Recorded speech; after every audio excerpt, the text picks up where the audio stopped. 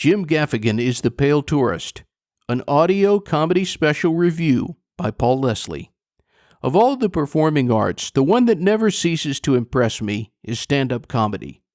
On the outside, it's easy for someone to think, well, they're just entertainers. When it's done right, it only looks easy. When you watch an on-stage comedic performance, you're witnessing a true performing artist. What started with the writing down of a funny idea is rewritten, revised, rehearsed, modified, and finally, hopefully, it is laughed at by you. It's astounding to witness. Like many great comedians, Jim Gaffigan is from the Midwest.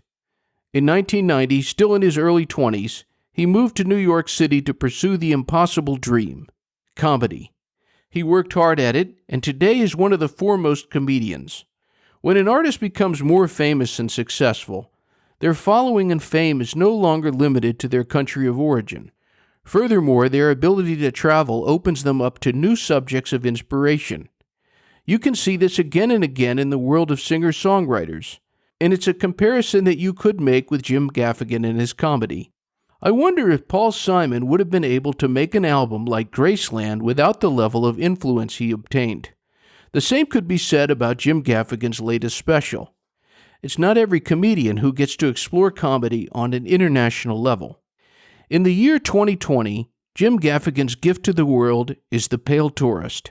In a time where people have never been at home more, stand-up comedian Jim Gaffigan takes us everywhere. He traveled the globe, learned the local culture, and unearthed what he found funny. He then created stand-up comedy unique to each area and performed it in those places for this live recording. You can listen to The Pale Tourist on Apple Music, Pandora, or on Spotify, and it's also available on CD or vinyl record. You can also watch the video on Amazon Prime. It's put out through Comedy Dynamics, the biggest independent comedy distribution and production company in the world. This review will focus on the audio version. Jim Gaffigan's observations about human nature are that two of our most prominent natural instincts are laziness and gluttony. You can try and dress it up, but like it or not, this is the heart of human nature and one of the reasons Jim Gaffigan is funny everywhere, both in the geographical sense and throughout the special. Gaffigan's mind seems to work in a different way. He's able to look past the romanticism and the press release of what anything is and tell you what it really is at its core. What he says tends to be the honest truth, and it's what makes him so relatable. The audio special is divided into parts, entitled Canadian American, Spanish American, Asian American, and Florida Man. The digital version is 60 separate tracks. It's a total of 2 hours and 9 minutes, making it his longest comedy special so far. I couldn't help but think that the special would have been improved with some editing. 90 minutes would have been a good length. Don't get me wrong, the special is consistently funny, but what if he had kept only the absolute funniest parts?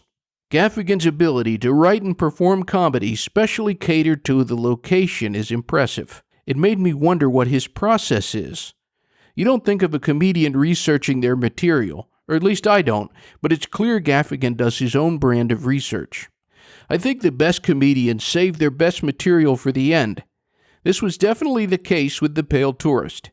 He had me laughing the hardest in the Asian American and then Florida Man, where Gaffigan brings everything back home in his country of origin. Comedy is something most people enjoy, but what an art it is. In most cases, the performer stands alone with only a microphone.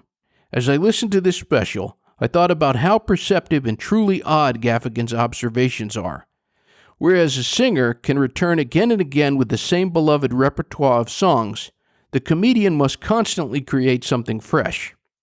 The Pale Tourist is ambitious and impressive.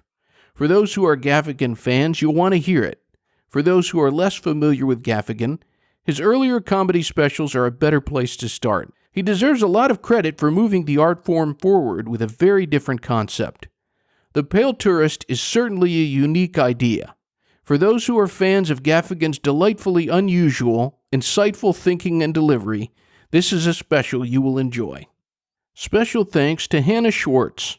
For more information, or to check out more reviews like this, as well as interviews, visit thepaulleslie.com.